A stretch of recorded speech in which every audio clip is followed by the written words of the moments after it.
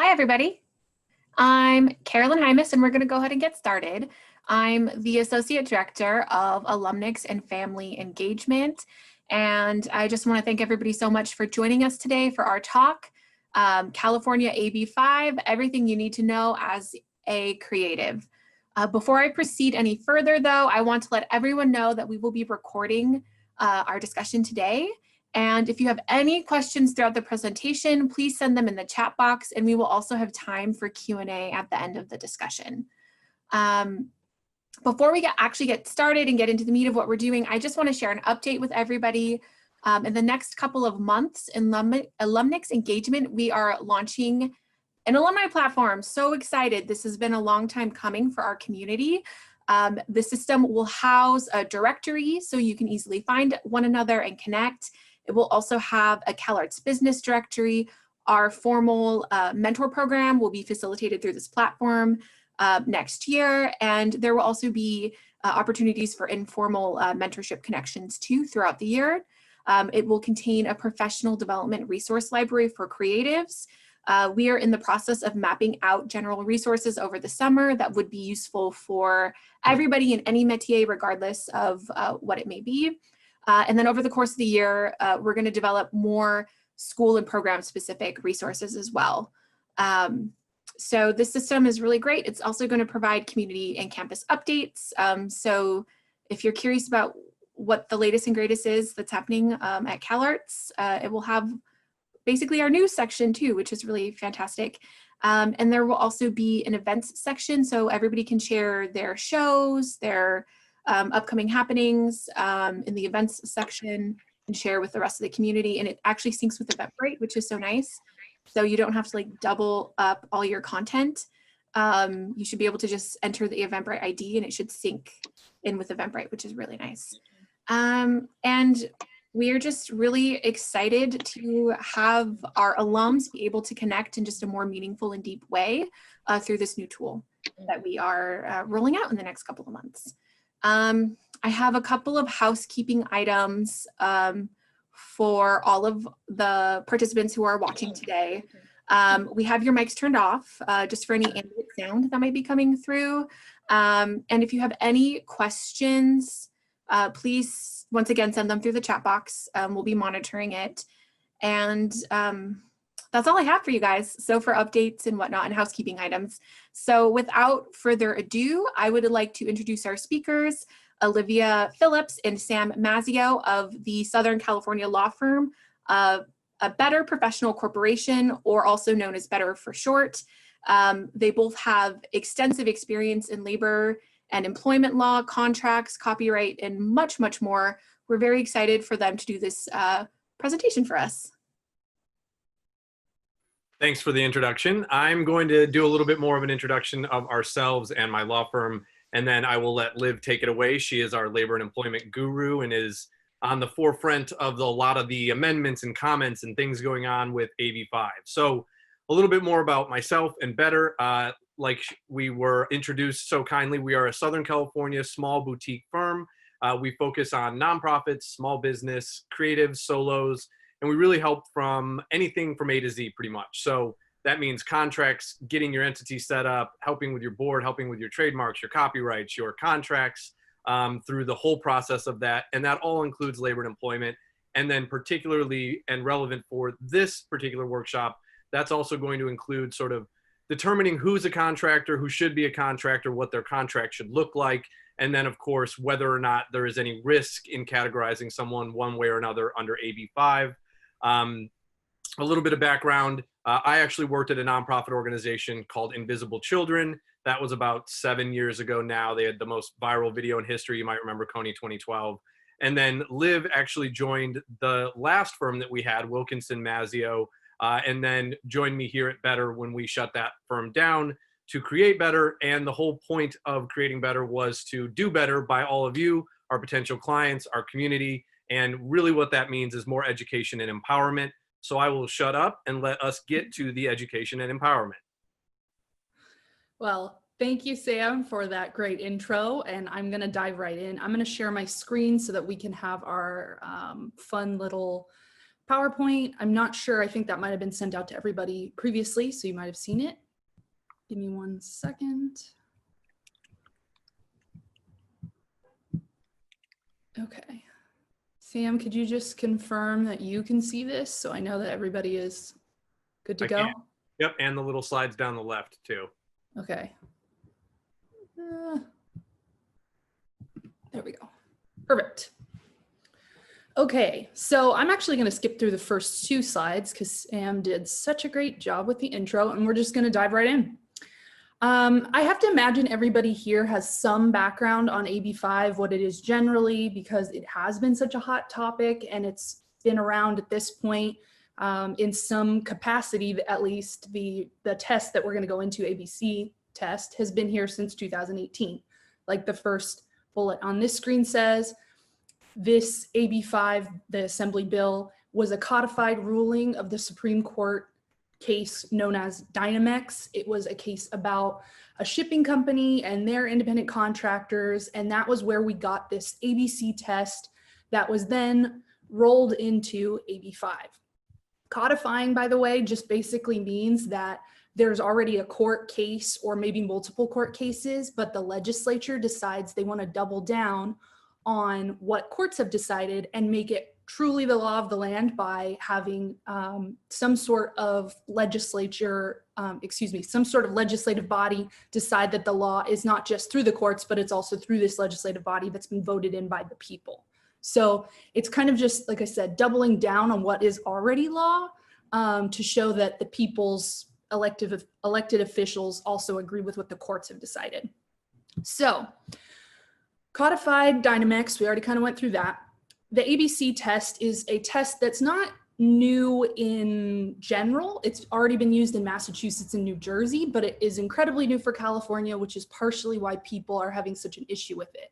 But we'll get to that in just a minute.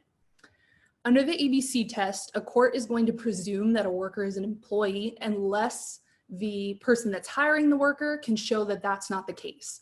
And so to do that, we go through the ABC test 3 factors, the A, B, and C. So we'll go into those right now. The first factor, factor A, is whether or not the worker is free from the control and direction of the hiring entity. And before I go any further, I should mention that these 3 factors are kind of like sliding scales. There's no clear line of when somebody is going to fall on one side or the other of either being an independent contractor or an employee, which is another reason why people are having such trouble with this, because it's not at all clear. So for this first one, the worker is free from the control and direction of the hiring entity. One question that we get a lot around that is, well, if I'm hiring somebody to do something for me, I kind of have to direct what they're doing, right? And although, like I said, the line is kind of hard to find, this is how I generally would describe looking at this. When you hire somebody to, let's say, paint your house, you can tell that person, look, I want to paint my house this color. I want to paint it by this date. And maybe you even say what brand of paint you want to use. But generally, you leave it to the painter to decide what brushes they're going to use, maybe how many coats they have to do. At a certain point, you just assume that they are going to know what to do because they're the expert in what they're doing. And that's kind of the idea behind this first factor. If you are exerting a ton of control over the worker, that's less like they are an expert at what they're doing and more like they're an employee that needs your direction to make sure that the job gets done. So, like I said, sliding scale, the more control and the more direction the hiring entity has, the closer you're going to be to an employee-employer relationship. The less control you have, the more that you give the worker the latitude to decide how they're going to perform the overall work that you've decided you need from them. The less control you have, the more likely it is that they're contractors. So that's how we look at the first factor. The second factor, whether the worker performs work that's outside the usual course of the hiring entity's business. So that one is usually, for all of the AB5 determinations that I have done, that's the trickiest one to get through. And This one is the trickiest, especially for creatives. We've worked with a lot of creatives who have nonprofit organizations that are hiring creatives to either put on assemblies or maybe teach classes and things like that. And this one is usually the hardest to get past. And that's because of that whole usual course portion. In California, I believe it was the EDD who has an example on their website that basically says that an example of what would be outside of the usual course of business is, let's say you own a store, a retail store, and you hire a plumber to come and fix something in the bathroom. That's going to be outside of the course of business, because the plumber is not providing whatever retail goods that you sell. They're providing a service that's totally unrelated to what you're selling. But on the other hand, an example of somebody who's going to be providing work that is in the usual course of business is, let's say you own a bakery. This is the example that the state gives. Let's say you own a bakery and you hire somebody to do cake decorating. Cake decorating is probably going to fall under the course of business of a bakery because they're baking cakes and decorating them, among other things. So in that case, that's going to lean way closer to employee, and you're not going to be able to classify as an independent contractor for that reason. Plumber, independent contractor. Baker that's decorating cakes, way closer to employee. And C is a little bit easier to establish, I would say, because there are clear-cut things that you can do to engage in an independently established trade, occupation, or business of the same nature as the work performed.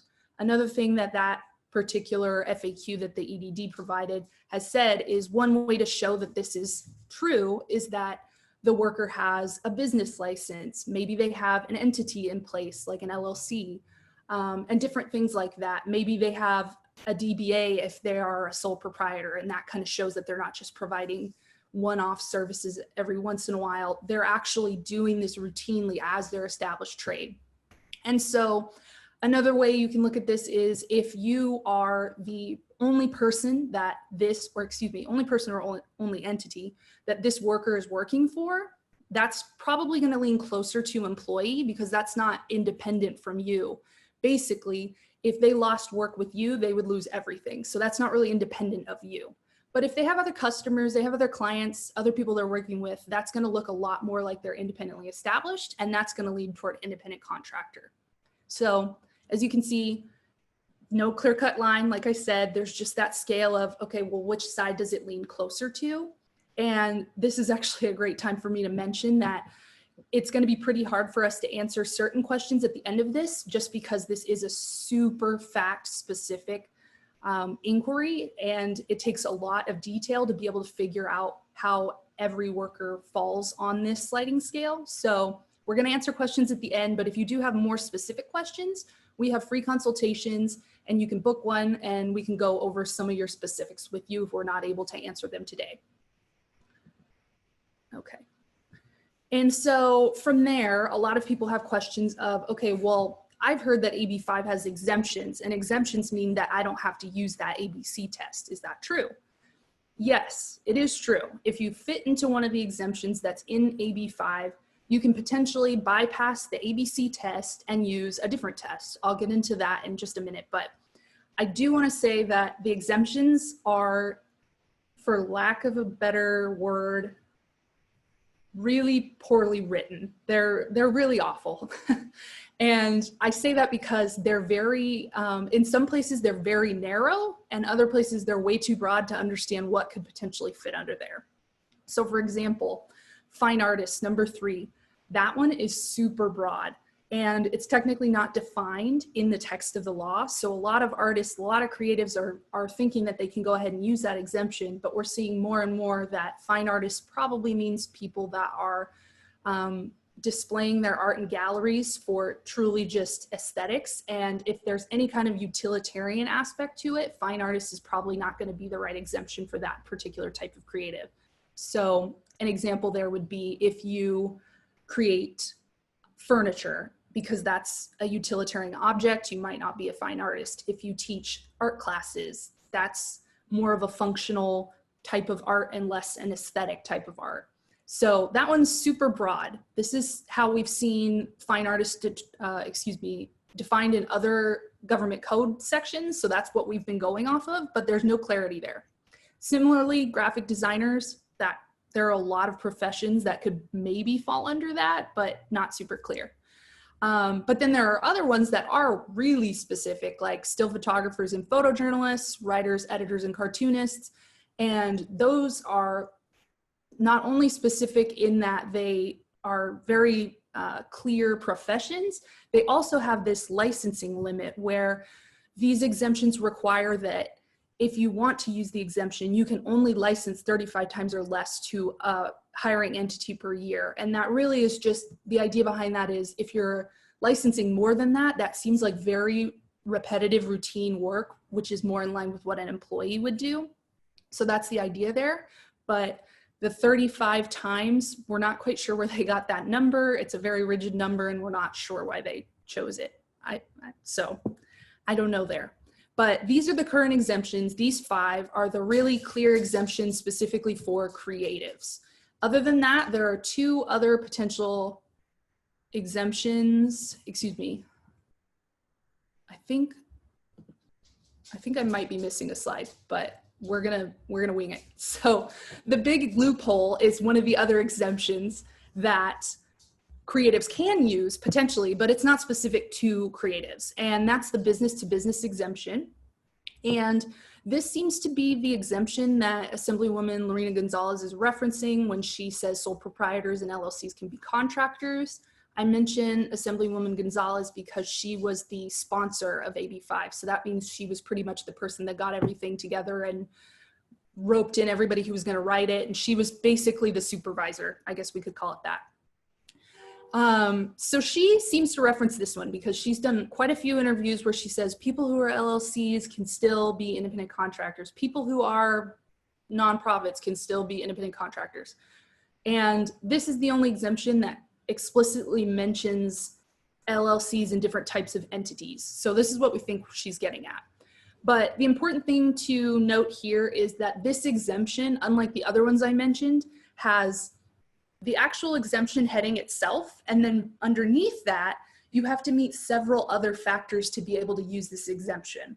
And that's important because if you meet all of the factors for the exemption, that moves you out of ABC test land into the previous test, which was called the Borello test. And that's important because the Borello test has a lot of factors. Unlike ABC, which is only 3 factors, the Borello test is anywhere from 11 to 13 factors. I say 11 to 13 because sometimes they get condensed into 11, but I believe the EDD's website still has 13 factors listed. So obviously that's very, very different than the ABC test. And the reason why people want to get to that Borello test, that 13 factor test, is because that sheer amount of factors makes it a lot more flexible. There's a lot more to look at. And unlike the ABC test where we're using this sliding scale of, oh, well, are they an independent contractor or are they an employee? We don't look at the Borello factors in the same way. The Borello factors are weighed against each other. So ABC, we weigh them individually. And if any one leans closer to employee, you're pretty much done. Borello's not like that. If you have 2 of the 13 Borello factors that lean toward employee, you can still potentially make that person an independent contractor because we still have the other factors. So people really like getting to Borello if you can because of that flexibility. So any of those creative exemptions I covered, if you can meet those, you go back to Borello. And if you can get through the business to business exemption, you can also get back to Borello. It's kind of like, real quick. Yeah.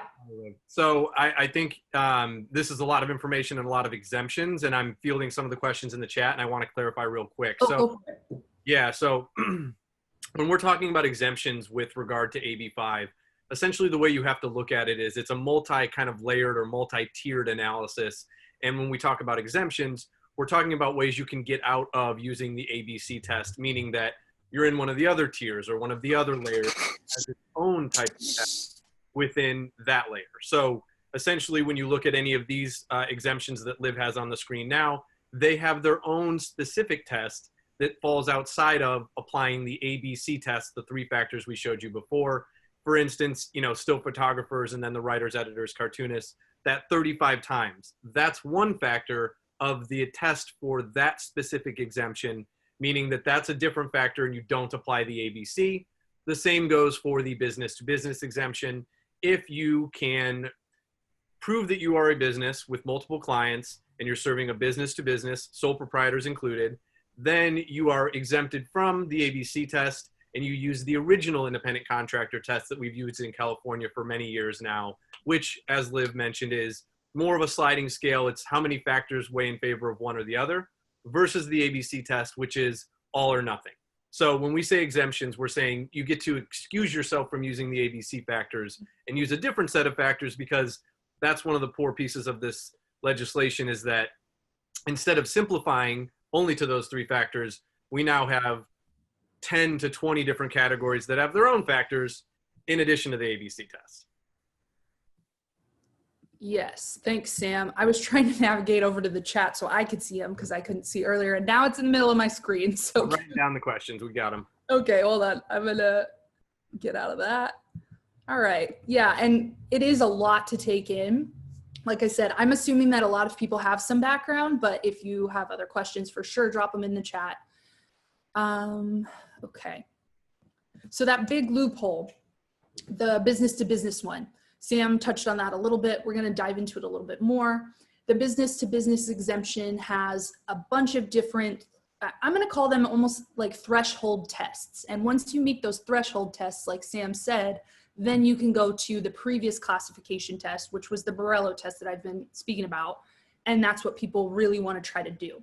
And so these threshold questions include things like, does the business have a business license? Does the business have a separate location that's separate from where you, the hiring entity, that's what they refer to the person that would be hiring the would-be contractor, they're the hiring entity. Does the hiring entity have a different location? Does the business that's being hired, do they have multiple clients? How do they advertise? There are different questions like that. And so you need to be able to meet those before you can get to Borello. And one of those really important threshold questions is the second bullet. Business service provider is providing services directly to the contracting business rather than to customers of the contracting business. That one can get a little bit confusing just because it's legalese. But basically what it means is you need to be hiring somebody. This is what that business to business means. You need to be hiring this entity to provide the work directly to you rather than you providing their services directly to the clients. So an example I could use here would be, let's say you are hiring an IT person. If you're hiring that IT person to provide services to you, and let's assume you're not an IT business, let's assume you're some sort of creative, just since we're working with creatives. If you hire that IT business to come into your office and maybe set up your Wi-Fi or something like that, they are providing services to you, the business, rather than your clients or customers. But if you hire an IT provider to, I don't know, add on to whatever your services you're offering are, maybe you do graphic design, maybe you create websites for people. If you're hiring this contractor to provide IT services and then you send that person out to your clients as an add-on service, at that point, they're probably going to be closer to the side of providing the services directly to the clients or the customers. I know that was a lot to take in, and I know it's really confusing, and that's why I say, if you have questions, drop them in. If you feel like maybe that this business to business exemption could work for a contractor you're hoping to hire, definitely set up a consultation with us, because it can be hard to run through with hypotheticals, especially when they're not quite specific to you. But I do think that this particular threshold question is one of the trickiest for creatives, at least for the determinations that I've run through. So it's one that I want to keep on people's radar, that there is that distinction that we would look at if you did need to do some sort of classification here. It really just comes down to, on that point, whether or not the contractor themselves is interfacing directly with the end client. You know, another good example is like any type of creative work that probably resonates with a lot of people on this particular call. You know, if you're engaged by some company or organization to do some work and you actually interface directly and communicate directly and work directly with their clients, their customers, you might be an employee under this particular analysis of AB5. Yep. Okay. So we're going to leave behind the exemption world for a little bit and kind of just go into current events. What now? Because we've already talked about how there are those few exemptions for creatives, and obviously creatives make a huge chunk of different professions. I think that was 6 exemptions, including business to business, and there are clearly way more professions out there than 6 creative professions. And the Assembly knows that. So Assemblywoman Gonzalez has announced that there will be amendments to the law, but it's tricky because of COVID. She originally said that if they passed, they would go into effect on January 1st, 2021. But she stated that before we went into shelter in place at the beginning of COVID. And at that point, the legislative sessions were put on hold. They were paused like everything else. So there's a likelihood that there might be a delay because of that shutdown. Everything just kind of got put on pause.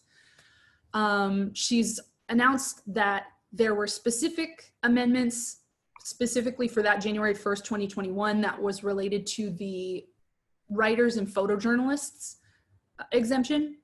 But then on top of that, she said there would be other edits, and these edits, she did not say when those would be done by, but those were the amendments for musicians and other professionals in the music industry. So to backtrack, the 2021 change would be in regard to photojournalists and anybody that really is under that 35 cap that we talked about.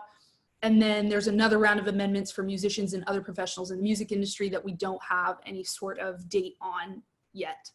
She announced that second one, the musicians and other professionals, in April. I believe it was April 17th. It was literally right at the beginning of COVID. So it was April 17th, exactly. See, I'm on it, guys. Okay, so we kind of went over this a little bit.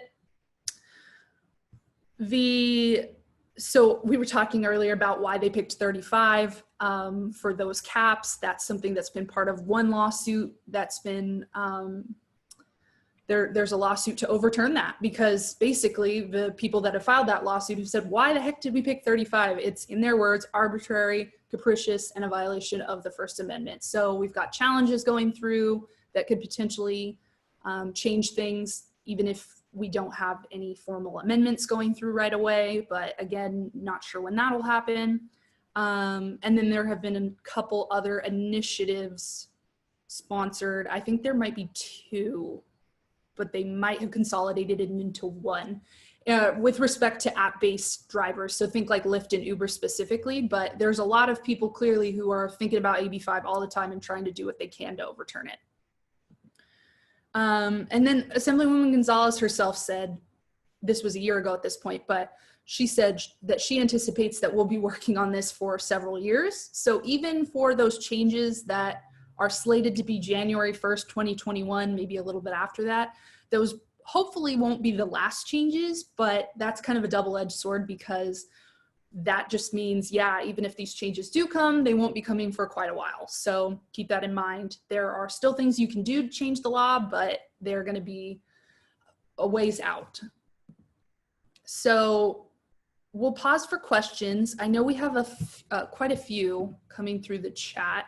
So I'll address a couple of them if you want to try to just get caught up in the chat and then maybe address the questions we already had. Yeah, so I'm going to pull the chat box up.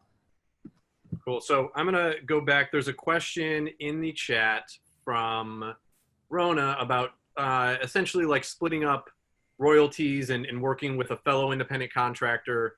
And there was a follow-up question on that particular question about sort of who needs to have their business licenses in that sort of regard, in that structure. And the thing that I would say to that question is that everyone should have their business license. I suspect that part of the reasoning and the motivation for AB5 legislation was to make people get their business licenses, because it's a very often forgotten filing. And so the answer to any question about, you know, who should have the business license when we're talking about the business to business exemption, everyone. The business should have their business license. That's their own form of compliance that they can get into hot water for. But then each individual contractor should also, even if they're a sole proprietor, have their business license, because it is going to be one of the #1 things that will make this analysis for AB5 much easier to be compliant with. So everybody needs their business license, except for nonprofits. Norma, good question. And there was a question about whether or not performing arts fall under the fine art exemption. Mm-hmm. And that is actually a very difficult question to answer, because one of the things that highlights how poorly drafted AB5 is the fact that there are not defined terms in AB5. And this is kind of lawyer nerding, but like when you have a statute, you need definitions of terms in order to then make sense of the statutes. And so we actually had to go to a different set of California corporate code to determine what a fine artist was. And so while I'd like to say that performing arts is included in that, the definition that we looked at had a lot to do with the selling of art for fine art. So it may not. And that is a difficult thing, obviously, then, because you don't know where you fall. And that's another reason why, as Liv mentioned, a lot of the changes coming to AB5 are very specific to the creative industry. So that is going to hopefully include fine artists. And if it doesn't, at least hopefully clarify some of the types of music, art, and performances that maybe have now more clarity, so you don't have to wonder if it's fine art or not. Someone had mentioned that factors B and C are contradictory. I can see where you would feel that way. And the way that I like to break down these ABC factors is I'll use us as an example, as a law firm. So I'm guessing at least that nobody on this call is also a law firm. And so if any of you were to hire us as lawyers, we certainly are not going to be under and subject to your control day-to-day, minute-to-minute. So A is fine. B, we certainly are not doing what you do for your work, right? We are not performing, we are not creating art. Maybe we do in our spare time, but that's not why you're hiring us. And so we satisfy B. And then C is actually whether or not we perform those services for others. So B and C are a little bit different in regard to B is very focused on what does the hiring party do? And does that contractor do something different that supplements what the hiring party does, rather than exactly what the hiring party does? And then C is whatever that thing the contractor does under B that isn't what the hiring party does. Do they do that for a living for many other people, or even just one other customer or client? So obviously, we have multiple clients when times are good. And so we would satisfy C as well if we worked for any of you. So I hope that clarifies sort of how B and C can sound a little bit contradictory. And then the other question on the 35 times limit for creative work, whether that's 35 projects or licenses or invoices. Our understanding, and Liv, correct me if I'm wrong on this, my understanding has always been that it is 35 projects. So you may have multiple licenses under that, you may have multiple invoices under that, but it's really going to be sort of specific projects that you work for someone under. So maybe that's the statement of work, maybe that's an individual contract. Now, the reason that I'm not going to go too in depth on that is that is actually one of the things that should be lifted with these amendments that are supposed to be coming down the pipeline, is the 35 times limit. That is actually supposed to be removed. And as Liv mentioned, there's also some legal challenges to that in addition to it, hopefully being removed just by amendment as well. Well, and to jump in here, and this is why I asked that clarifying question for you, Norma, it also depends on what work these people are doing, because let me see if I can go back. Yep. All right. So you'll see that the licensing is only on points 4 and 5. So photographers / photojournalists, writers, editors, or cartoonists. If you have a graphic designer who's creating stuff for you, that 35 time cap is not included on that kind of exemption. It's very specific, and it only falls under those two that we have right there on the screen. So if you, let's use the grant writer. That's a great example. So if you have somebody who's doing grant writing for you, and let's say they do 36 applications. That seems crazy to me, but if they can do it, it doesn't really matter, because this cap does not apply to that particular exemption. So just keep that in mind as well. The 35 number should not scare you if you are not a still photographer, a photojournalist, writer, editor, or cartoonist, because it's not going to apply to you. Okay, so I see invoicing for marketing, photography, and or grant writing. So yeah, so if they're a photographer, that 35 cap is going to apply until those changes are in effect. If they're a photographer, or excuse me, I just said photographer. If they're a grant writer, that 35 is not going to apply whatsoever because it never technically applied to that exemption. And then marketing professionals are also another exemption, and we didn't include that just because usually when we include that, people get move more into the administrative world, less of the creative world. But marketing professional is technically an exemption, and that one doesn't have that cap either. I see, does editor mean only writing? I'm a film. In this case, it does mean for writing. It doesn't mean for film or video, but you may have some limiting language under the still photographers and photojournalists section. I'd need to talk to you a little bit more about what you do, but they do talk a little bit about film and editing in that exemption. Exemptions 4 and 5 here are pretty lengthy. They're about that long when you look at it on the screen, whereas graphic designer, grant writer, and fine artists are literally just that. They're that big compared to the chunk. And so I did want to chime in here with a little bit of a practical point. So I would imagine that a lot of you on this call have experienced loss of different engagements that you had, loss of work as a contractor. And there's a really important distinction that we try to make when we work with clients in our communities about AB5, which is that because AB5 is drafted in the very ambiguous way that it is, a lot of the time you are going to, as a contractor, hear that you're losing a gig, you're losing work, you can no longer be contracted because you have to be an employee. And while that may be the position that the engaging party, the hiring party, whoever it is you were doing the work for, that may be the position that they're taking. The problem, though, is that that is out of an abundance of caution. Maybe they did go through a legal analysis, and maybe it is true that you should be an employee based on the work that you were doing. However, what we're finding is that the majority of the time, companies are taking a very hyper-prudent stance on classification of contractor versus employee because there is so much ambiguity and so much uncertainty around the law that they just cannot risk the potential of an audit. Because, and this is a really good segue into sort of another very important practical point. Yeah, and so what ends up happening in these situations is that there's really 3 main ways that the engaging party would get into trouble here. And that's a super, super important distinction. All of you as freelancers or as actual contractors, 1099s yourselves, the compliance is not on you. You do not bear the burden of compliance. Whoever is hiring you and paying you and using your services, they bear the burden of compliance, which is why there's so much hyper-prudence right now, because all of these companies, if they are built on an independent contractor model, and they're worried that they would be audited by the EDD here in California and then told that they have to put 10, 20, 100 different contractors on the payroll as employees, it would be devastating for them. And so instead, they're taking the prudent step of just not having contractors and only having employees that they're sure or contractors that they're sure, and then they avoid that sort of risk. Now, how they actually get that audit, 3 main ways. One of the contractors themselves leaves and is upset and feels they should have been an employee and gotten their meal breaks and their benefits and so on. And they go to the labor commissioner and they file a complaint about misclassification as a contractor. That's one way that an audit could be triggered.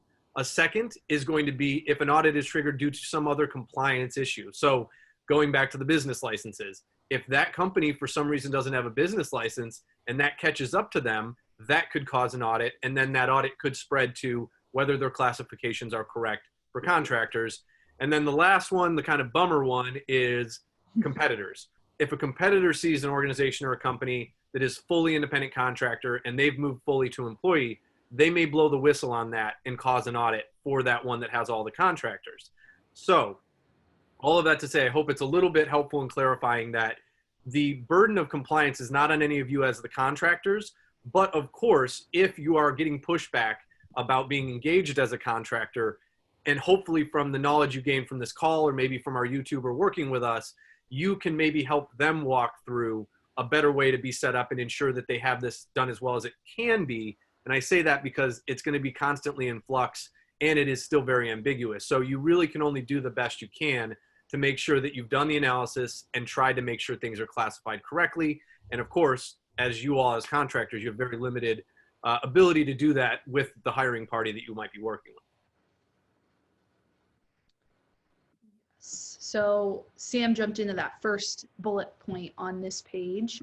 And I'm just going to run through these real quick, let a few more questions filter through the chat, and then we'll go back to the chat. But these are kind of just FAQs. These are questions we get a lot. So Sam just covered the first one.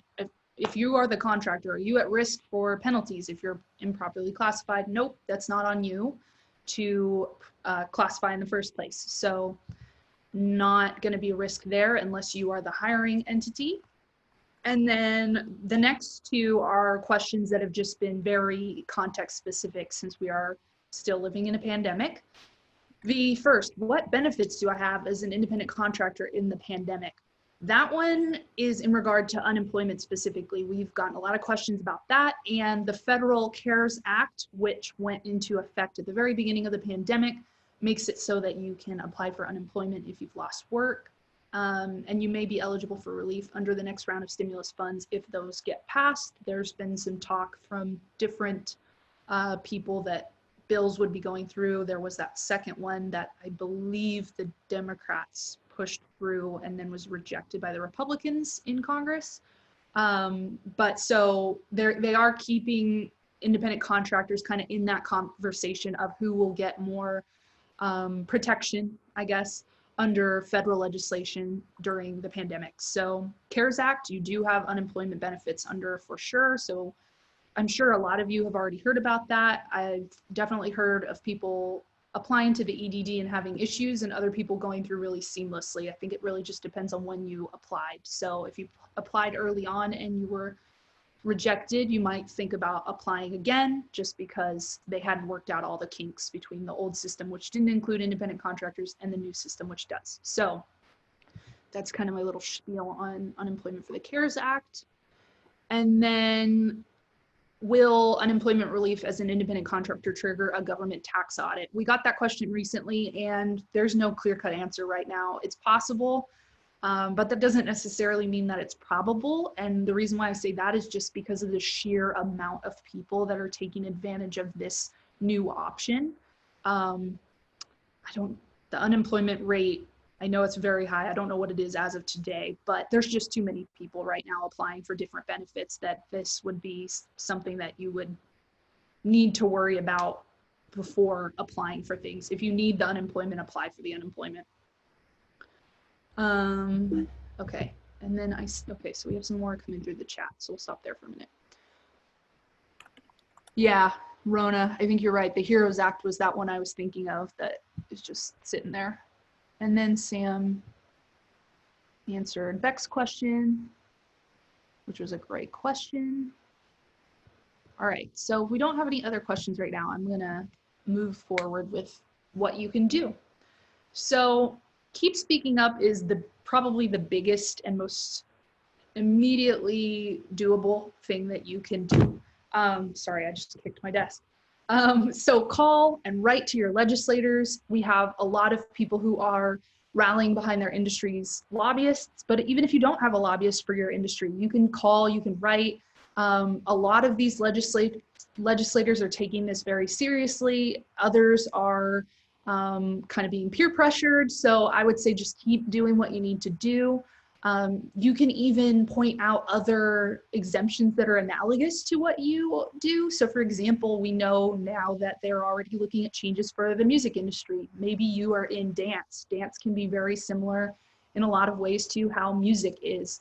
The music exemption specifically talks about, well, what if we're doing one-off performances? Dancers can do that. Same for maybe you're doing a local community production of theater, you know, that's only one week, maybe 2 weeks. It's not something you do year round. Different things like that, where you can make the analog. You can say, why does that industry get an exemption, or why are they being considered for an exemption? My industry is very similar. That would be one way that you could write. So I know that that's how people have been doing it. And I really do think that that's how the music industry and the writing and photojournalists and all of those capped industries, I think that that's how they've been able to kind of get what they want by pointing out that it's really been arbitrary how these exemptions have been determined. And I will say too that Lorena Fletcher Gonzalez, despite the fact that she is, for lack of a better word, quite crass on social media with her responses to people that criticize this bill, she has been pretty receptive to feedback and requests as to how to change this legislation. And I would say too, I'm certainly a part of a few Facebook groups and other groups that are, you know, the torches are lit for this bill and for Lorena Fletcher Gonzalez herself. And I would say that I 100% understand everyone's frustration and anger and vitriol in this matter because of how much work it has cost people. But, you know, I think that she is doing her best, and I'm sure Liv is probably surprised that I'm coming to the defense of Lorena, but she did try to do this for reasons that were, by all intents and purposes, looked like they were to help the California economy and actually to help protect independent contractors that were improperly classified. Of course, we know in practice that the impact has been absolutely detrimental and you know, by far and away negative. But, you know, I would say that try to reach out, like Liv said. This is one of those instances where I think right now, mostly Lorena's cabinet and the people that she works with and her aides probably would welcome feedback and requests on AB5 instead of probably all of the comments and questions and requests that they're getting related to COVID and our economy right now. So I would say definitely this is the time to contact your representative and her specifically, and also other people in our state legislature, because there are people that have fallen on one side or the other on this. And I unfortunately don't think it's going anywhere. Even Biden has started to speak about AB5. So the goal is to make it work for all of us and make it work for all of you. And the way to do that is to get in touch with your representatives for sure. Yes, definitely. All right, so we already went through some of the questions. I'm going to minimize my screen now. We're going to go through some more questions. I see there's some coming through chat, and I'm going to put that disclaimer up real quick before I exit out. I'm also going to drop in the chat once I minimize my screen. I'm going to drop the link that's for Assemblywoman Gonzalez's press release page, and that's a really good resource because anytime she talks about AB5, it ends up on that press release page. So you can bookmark it, you can check it, you know, every week. It's going to be specific to everything that she is spearheading within the legislature. So it's not just going to be AB5, but she's had a few in there in the last few months. So like I said, it's just a very direct line to what she's saying. All right. Okay. So Sam, do you want to start with the questions, and I'm just going to pull that link really quick? Sure. I'm going to try to go back up and find the best or the most recent question that we have not addressed. So I think that's going to be the question from Christine about, oh no, that's just actually a vote for AB5 being to protect people, which was the intent. How it has impacted us is different. And then there was a question about having a letter for an independent contractor that basically states that that person was hired to do contract work. What I would say there is that an independent contractor agreement is going to be a really, really important thing to have in place in all of these situations. And we look at that sort of two ways. If we are working for you and you are a contractor and you're going to provide services, we would recommend that you have something called a client services agreement. Now, this is going to be something that's helpful in all of the conversations with AB5, but more importantly, it's going to be something that helps protect you and sets parameters on the work that you do for your clients. So it's kind of a twofer there, because you also then have an agreement that really helps protect the relationship and structure it well for yourself. But then the other way we look at that is if we're working for an entity, company, organization, what have you, and they need to contract out, we would recommend that they have an independent contractor agreement for their contractors. And of course, now you could see where those two might conflict at some point if both have their own agreement. But there are different motivations for each of those agreements being differently drafted, because there's different protections and needs for if you're hiring a contractor versus if you're a contractor providing services. And so that's kind of a long way of answering. Instead of a letter, I would have an agreement in place. And then there's a question, another question from Christine, I think this might be a different Christine, on a lot of theater work that's pretty low hourly rate. Yeah, and whether it'd be better to be classified as an employee. You know, that question's kind of hard to answer without a little bit more of the specifics, but If you're doing theater work for more than one theater, I think you probably fall in that business-to-business exemption. Grab yourself a business license just to make sure. If it is all for one theater, then probably better to be an employee. And that might even mean a boost in your pay, because once you're an employee land, there are minimums as far as minimum wage, salary, things like that, which kind of goes back to sometimes this can actually be better for contractors.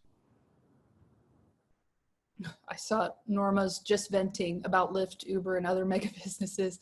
You're absolutely right. And that's really who Assemblywoman Gonzalez has pretty much made it clear that AB5 was supposed to go after. And then I think it was just one of those things where she realized we can't just go after Lyft. We have to make this more comprehensive, or else it's going to get struck down, or people won't be on board with it. But either way, people are still not really on board with it. But there have been a lot of, I think the most recent press release on that page I sent over was actually about Lyft and Uber. She's made it pretty clear that that's what AB5 was supposed to be all about.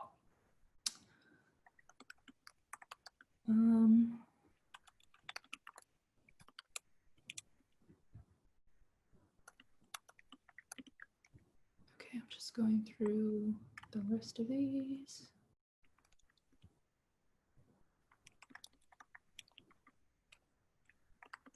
Okay. I see Norma asked, can we provide you with a template? Unfortunately, we can't just provide you with a template. We have to. Chat too. What'd you say? I just answered that in the chat too, but go ahead. Oh, I was going to say, we can't provide you just with a template, unfortunately, because we have certain rules that we have to abide by, and we can't give we can give legal information, but we can't give legal advice, and that would probably fall under advice. So if you need a template, I would recommend having a consultation with us, and then we'll see what we can do.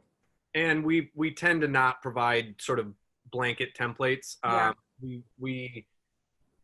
It's kind of like providing a loaded gun without training. And I know it's kind of a triggering example right now, and I'll come up with a better one soon. But yeah, it's dangerous to give someone a template that's not very much catered to their circumstances. Okay, I'm looking at Beck's question. If we are hiring someone as an independent contractor and they pass the ABCs, but they're on an F1 student visa, do you know what form we need from them, how we file that? Yeah, that is a specific question. We don't do immigration specifically, so I don't want to give you an answer that's maybe only half right. So that would be something definitely, that's a consultation question, I think. And it's also important to kind of highlight that I think two things with both of these questions here that are in the chat. So, you know, as far as like a student visa, there's been a lot of questions we've gotten over the 2 years now that this has been at play about whether or not, if the contractor is based in California or based outside of California, whether the company is based in California or outside of California. And it's sometimes hard to answer those questions. Obviously, a student visa, if they're residing in California, my guess is that they are going to be lumped in with AB5, and you would need to file any of the appropriate employment paperwork for that student visa if you are going to employ them. If it is just that they're a contractor, they would probably need to figure out what tax forms they need to file on their end. And then that next question there, the 3 to 4 times a year to install and deinstall shows. I think there's two things I want to address here in this question. One, that doesn't sound like you should be switched to an employee. Yeah. That sounds, yeah, I mean, if it's a theater and they hire you, or a museum and they hire you, install and you know, deinstall is not a substantial function of the museum. You can make an argument, I guess, that it is, but most likely not. So you would be a contractor. And that's also the danger here with AB5, is that people might be incentivized to make everyone an employee. And there are going to be situations where you should be a contractor. It's better for you, it's better for the company, and it fits within AB5 as far as compliance goes. So be very careful not to be sort of motivated to become an employer, motivated to make people employees just out of the fear of AB5. If you're able to satisfy AB5's exemptions or its tests, people can stay contractors, and that might be better for everyone involved. I will say though, for the 3 to 4 times a year, I'm not 100% sure how long that takes to do an install and a deinstallation. So if that takes you several months and it's 3 to 4 times a year, and that's pretty much your whole year, and maybe that is one of 2 people you work for, that might be a different story. So that's why we say it's really fact specific, because 3 to 4 times a year for one profession might look different than 3 to 4 times a year for a different one. And there are going to be some people who are independent contractors that want to be employees, and there are going to be people who don't want to be employees. So it really depends on what camp you fall in, how you can navigate ABC, and lots of different issues. So that's why we say, if you do have an actual specific question, it's not just a hypothetical, take advantage of the 30-minute consultation because we can dive into the specifics. Oh, Rona's question is about partnerships, it looks like. That one will relate a little bit to how you pay each other. So if you're truly operating as 50-50 partners, one way to potentially avoid any AB5 considerations is if you have a partnership agreement in place. Mm-hmm. If you're functioning as partners within an LLC and both of you are owners of the LLC, you would not have to deal with AB5 amongst the two of you. But if, I think as you had mentioned earlier, Rona, if you receive payment and then you pay out your partner on particular projects, the partnership and the 50-50 terminology may just be that. It may just be terminology, because the way that that money flows, if you're paid and technically then your partner is a subcontractor of yours, again, that'll be sort of how the taxes are done, how the payments are made, and sort of how it's structured, because that's really the backstop to all of this is, you know, who files the 1099? How do you guys file your taxes? How do the payments flow from one to another? And that's really where the government would look as sort of the supporting evidence of whether or not you're partners or paying each other as contractors. I've got a link coming for David's question, so give me 1 second on that, but you can maybe jump to the next couple questions. Sure. Okay. As far as consultations go, that one's easy. You can just go to our website and click on my face actually in the bottom corner, and then you can reach out to us there. And then also, if you want to email us, the email is Bertie, BERTIE @inbetterwetrust.com. I think it's in the chat and I'll put it there if not. Bertie is our imaginary hedgehog mascot, and you can email him and he'll get you all set up for a consultation. Bertie, he's the better hedgehog. I don't know. We like alliteration. So part-time employee question. I'm not sure how that relates. Oh, so with the 1 month and the install and deinstall, yeah, I mean, a part-time employee, there's just difficulty with employment because it has to be regular and there has to be regular paychecks. So if it's 1 month at a time, I still think that sounds like it probably weighs more in favor of a contractor than a part-time employee, unless, of course, you are doing work for them part-time in between the months when you are installing or deinstalling.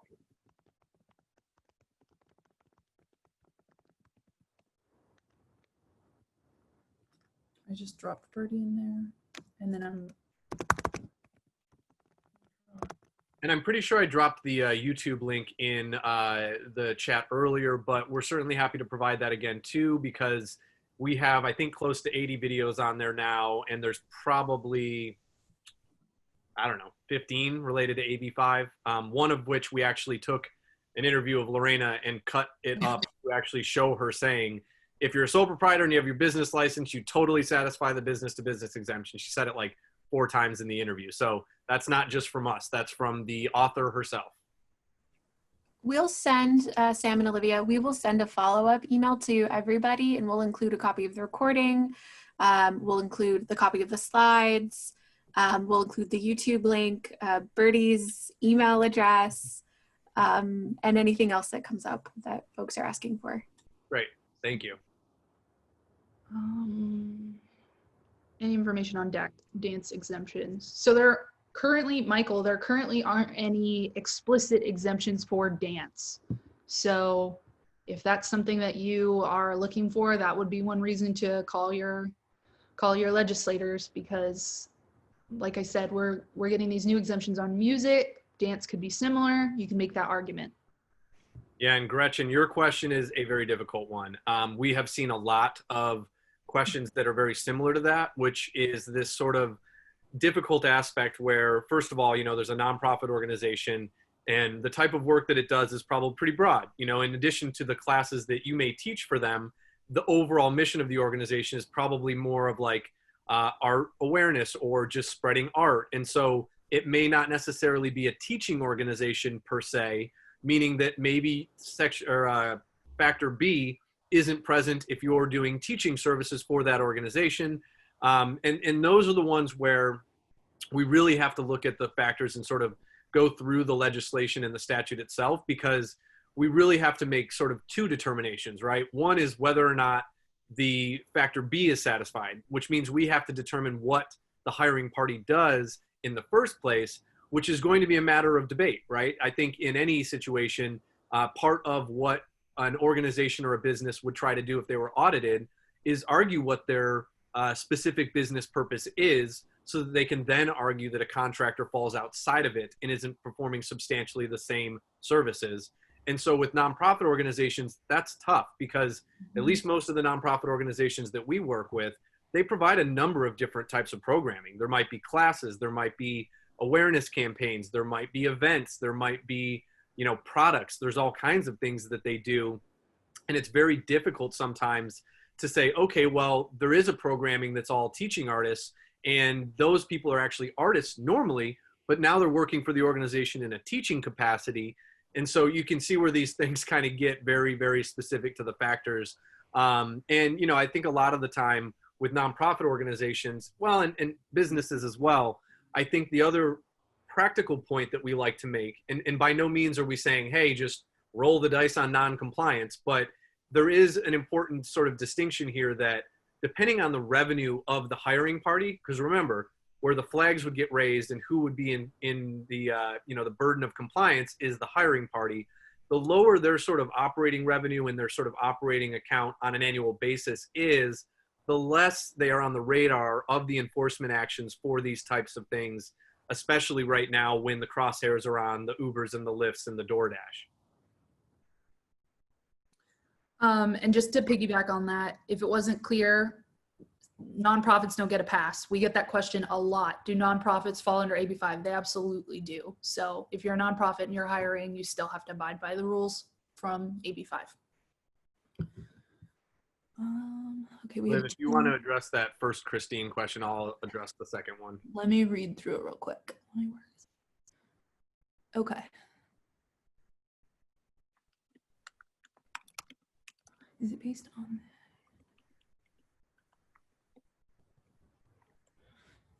So, Christine, I'm looking at your question. So it looks like we're talking about multiple theaters. When you're a designer at some theaters, working for bigger theaters as a technician.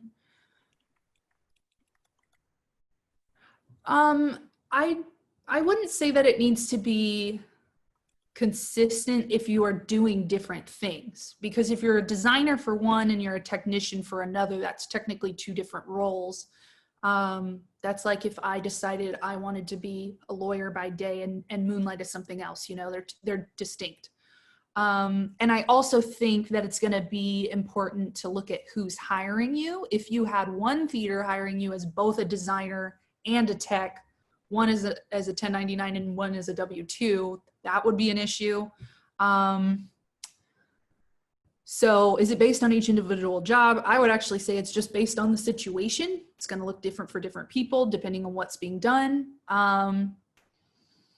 And to Sam's point, you're also going to have situations where sometimes people are more comfortable with you being an employee, and other situations where they're like, whatever, be a 1099, we don't really care. So that can also determine what you should be at any given time. It's just how people are willing to hire you. Yeah, and Gretchen, I know you're not the only person in organization tearing your hair out over this.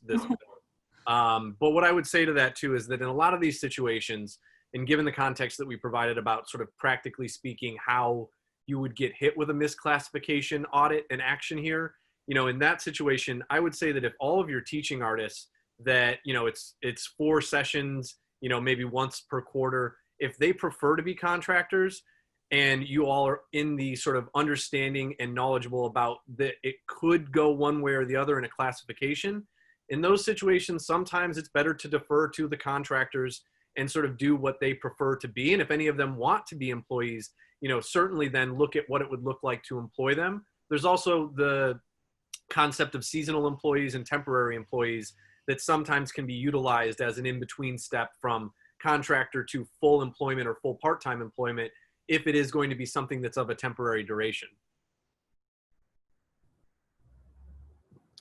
I'm reading Sam's question, Sam Roseman. Yes, I think that's fair to say. Yeah, you can have a hodgepodge of both. If you are a W-2 and a 1099 for the same organization, that can get dicey and probably not recommended. But you could certainly be a W-2 over here for something and then a 1099 over here for something else, or even the same type of work, two different entities or organizations. That's doable. And one thing that I don't think we addressed it. Christine Marie had that question about the DBA and the fictitious, and the business license. And Sam, yeah, I saw that you answered some of it. One thing I do want to just clarify really quickly is that the business license itself is not the exemption. It's part of some of the exemptions, as like we were talking about how there are those multiple thresholds in some of those exemptions cases where you have to hit a bunch of different marks before you can utilize the exemption. On some of those, business license is one of those threshold things, but a business license in itself is not an exemption. Right. It is a helpful filing that you would have that satisfies a single factor of many under the business exemption. Yeah. So just to clarify. Yeah. And I mean, if anybody out there is watching this and you guys are like, oh, I'm so confused, I really have no idea what's going on, you're not alone. And you know, we try our best to make this stuff very clear.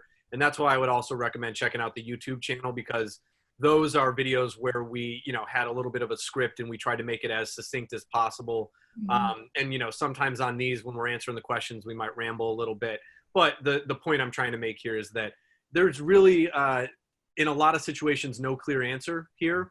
And it really comes down to sort of your risk aversion threshold as far as if you're the hiring party, or your preference if you're the contractor, and sort of what both parties can settle on as far as what works financially, economically, and then in compliance. Because I would say that, you know, by and large, there is probably still the majority of our industries in California operating under an independent contractor model, despite the fact that AB5 is actual legislation and law. And I think that that's partially due to COVID, but I think more so due to the fact that a lot of people are really just willing to take a calculated risk on this if the situation they have is really working for everyone and no one seems to want to make a change to it. Yep. And I think the questions are wrapping up, but these were really great questions. I'll probably steal a couple of them for the FAQ for the next presentation. Which our next AB5 presentation, I think, is end of July. End of July, and then I think we have one about a week after that in August. So we've got a few more AB5 workshops coming up that if there are updates, changes, comments, amendments between now and then, the substance of our presentations will change. If not, we'll probably be covering a lot of what we've covered now and answering questions sort of similarly to what we did today. That's excellent. Well, Sam and Olivia, I want to thank you today for facilitating our talk. We really appreciate your time and your willingness to share your expertise with us. And I'd also like to thank all of the CalArtians who have tuned in to the presentation. We will send a copy of the slides, the recording of our talk, the YouTube link to the AB5 channel that you all have created. So everybody just has the follow-up materials and can review things at their own pace. And I just hope everyone has a great rest of your day and to see you all at our next virtual program. Take care, everybody. Thanks, everybody. Bye, thank you. Have a good one.